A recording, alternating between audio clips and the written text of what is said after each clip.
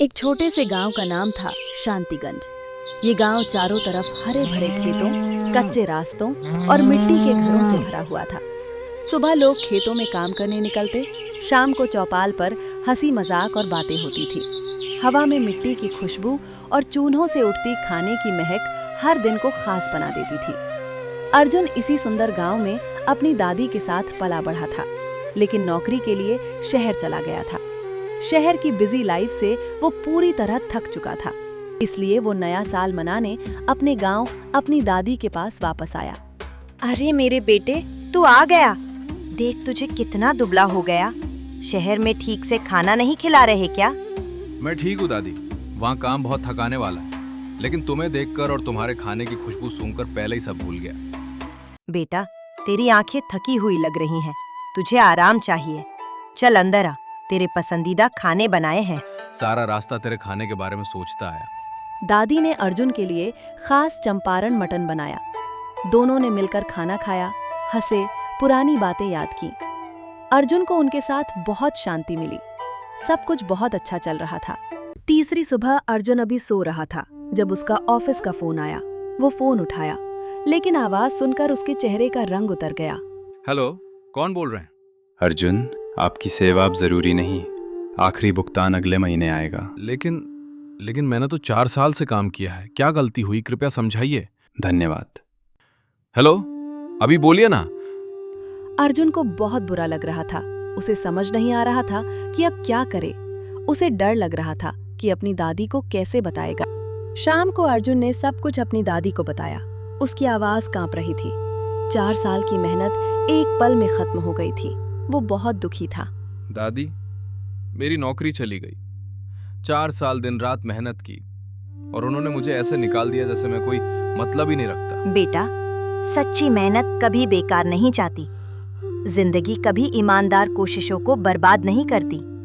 वो बस तुम्हें किसी बड़े मकसद के लिए तैयार करती है। दादी को अपना पोता बहुत प्यारा था। जब अर्जुन टूट गया तो दादी ने उसे हिम्मत दी। उन्होंने कहा कि ये मुश्किल समय भी निकल जाएगा। गांव में कोई राज छुपा नहीं रहता। अगली सुबह ही सबको पता चल गया कि अर्जुन जल्दी आ गया। लोग ताने मारने लगे। अरे अर्जुन, इतनी जल्दी लौट आया। शहर की नौकरी कैसी चल रही है? उस बड़ी कंपनी में खुश तो है ना? हाँ, बस नया साल मनाने आया हूँ, कुछ दिन रुकूंगा। हाँ, कंपनी ने छुट्टी दी या खुद ही बेच दिया? सब जानते हैं अर्जुन, तेरी शहर की नौकरी नहीं चली। मैंने तो पहले ही कहा था, गांव वाले लड़के शहर की नौकरी के लिए नहीं बने। अर्जुन को बहुत शर्मिंदगी हुई। हर मजाक उसे एक एक तमाचे जैसा लग रहा था। वो चुपचाप वहां से चला गया। अरे अर्जुन, इतनी जल्दी वापस क्यों आ गया? शहर की जिंदगी से थक गया क्या? या शहर तुझसे थक गया? अब यहीं रह जा, खेती कर। नहीं, बस कुछ दिन के लिए आया हूँ, फिर वापस चला जाऊंगा। अर्जुन के पास कोई जवाब नहीं था। वो कुछ कह नहीं पाया, चुपचाप वहां से चला गया। उसे समझ ही नहीं आ रहा था कि क्या करे। कुछ दिन बाद अर्जुन शहर गया सामान खरीदने। भूख ने उसे एक गली से दूसरी गली तक भटकाया, लेकिन जहां भी गया बस बिरयानी की दुकानें थीं। लेकिन किसी दुकान में वैसा स्वाद नहीं था जैसा उसकी दादी बनाती थी। बहुत भूख लगी है, उम्मीद है कहीं अच्छा मटन मिल जाए, वैसा जैसा दादी बनाती थी। आइए भाई, शहर की सबसे बढ़िया बिरयानी, गर्मा गर्म, ताजा। क्या आपके पास चंपारण मटन है, असली वाला? मटन तो बिरयानी में ही है भाई साहब, वही सब खाते हैं यहाँ। अर्जुन ने कई दुकानदारों से पूछा, हर गली में खोजा, लेकिन कहीं भी असली चंपारण मटन नहीं मिला। क्या आप चंपारण मटन बनाते हैं? चंपारण? वो क्या होता है भाई? कोई भी असली चंपारण मटन नहीं बनाता, एक भी दुकान नहीं। अगर कोई नहीं बना रहा और सबको असली स्वाद चाहिए तो शायद मैं बना सकता हूँ। अर्जुन के मन में एक नई सोच जन्म ले चुकी थी।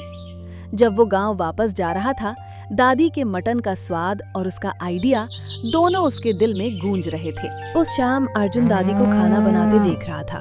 वे चंपारण मटन पुराने तरीके से बना रही थी। 50 साल के अनुभव से उनके हाथ तेजी से काम कर रहे थे। दादी, तुम इस तरह कितने साल से खाना बना रही हो? 50 साल बेटा, दादाजी से शादी के बाद से। ये मटन का तरीका तो खून में है। आज बाजार गया था, कोई भी तुम्हारे जैसा मटन नहीं बनाता, सब जल्दी का खाना बनाते हैं। दुनिया अब ऐसी ही है, सबको जल्दी चाहिए। इसलिए तो हम दुकान खोल लें, तुम्हारा मटन बेचे लोग खरीदेंगे जरूर। जब अर्जुन ने ये बात दादी से कही तो दादी कुछ पल के लिए हैरान रह गईं। उन्हें समझ नहीं आया कि अर्जुन ऐसा क्यों सोच रहा है। दुकान? पैसे कहाँ से लाएंगे? मैं तो बूढ़ी हो गई हूँ। मैं पैसे का इंतजाम कर लूंगा, तुम बस रेसिपी सिखा दो, बाकी मैं देख लूंगा। ख्वाब अच्छे हैं, पर पैसे कहाँ से आएंगे? रोज का खर्च भी मुश्किल से चलता है। अर्जुन को ये ख्याल छोड़ने का नाम ही नहीं ले रहा था। रात भर वो दुकान खोलने के बारे में सोचता रहा। रात को दरवाजे पर जोर की दस्तक हुई। अर्जुन और दादी डर गए। रात के इस समय कौन आया? फिर दरवाजा खोला तो मकान मालिक खड़ा था। 1 हफ्ते में 3 महीनों का किराया चाहिए, ना मिला तो घर छोड़ना होगा। 1 हफ्ता? सर इतना कम समय, दादी बूढ़ी है, कहाँ जाएंगे हम? ये मेरी समस्या नहीं, 1 हफ्ता बस। मकान मालिक चला गया। उन्हें समझ नहीं आ रहा था कि अब क्या करें। 1 हफ्ते में इतने पैसे कहाँ से लाएं? दादी सुना, 1 हफ्ता, हमारे पास सिर्फ 1 हफ्ता है। सब सुन लिया बेटा, 1 हफ्ता, यही कहा उसने। अर्जुन बहुत घबरा गया। 1 हफ्ते में इतने पैसे कहाँ से लाए? नौकरी नहीं, न पैसा। दादी को बेघर होते देखना नामुमकिन था। उस रात अर्जुन को फैसला करना था, हार मान ले या लड़े। उसने ठेले का फैसला कर लिया। अर्जुन उठा और दादी को जगाने गया। आधी रात को उसने अपना आइडिया बताया। दादी जाग रही हो? मुझे तुमसे बात करनी है, ठेला खोलना है। ठेला? अभी? पैसे कहाँ से आएंगे बेटा? दोस्तों से मांग लूंगा, तुम्हारा मटन बेचेंगे, लोग खरीदेंगे। अगर कोई ना खरीदे तो? बेटा ये बहुत रिस्क है। कोशिश तो करें, हार तो मान ही ली, बस 1 हफ्ता है। ठीक है, चलो करते हैं, जल्दी काम करना होगा। शुक्रिया दादी, अभी फोन करता हूँ। अर्जुन को ये ख्याल छोड़ने का नाम ही नहीं ले रहा था। रात भर वो ठेला खोलने के बारे में सोचता रहा। अगली सुबह अर्जुन ने पूरा प्लान बना लिया। उसने दोस्त राज से 20,000 रुपए उधार लिए और 5 दिन में ठेला तैयार कर लिया। मसाले चाहिए? क्या बना रहे हो? चंपारण मटन, पुराने तरीके वाला। तो लीजिए, सबसे बढ़िया मसाले, यही सही रहेंगे। दादी और अर्जुन ने साथ मिलकर मटन धीमी आंच पर पकाया। दोपहर को अर्जुन और दादी शहर गए चंपारण मटन और रोटी बेचने। अर्जुन बहुत घबराया हुआ था, कोई खरीदेगा या नहीं। पहले ग्राहक धीरे धीरे आने लगे। ये क्या खुशबू है? कभी सूंघी नहीं, एक प्लेट दे दो। सर ये घर का बना चंपारण मटन है रोटी के साथ, कृपया चख लीजिए। वाह, ये तो सबसे अच्छा मटन है, 2 और प्लेट दे दो। सुना है असली घर का खाना है, मेरे लिए 1 प्लेट। हाँ दीदी, दादी ने आज ताजा बनाया है। उनका मटन हिट हो गया।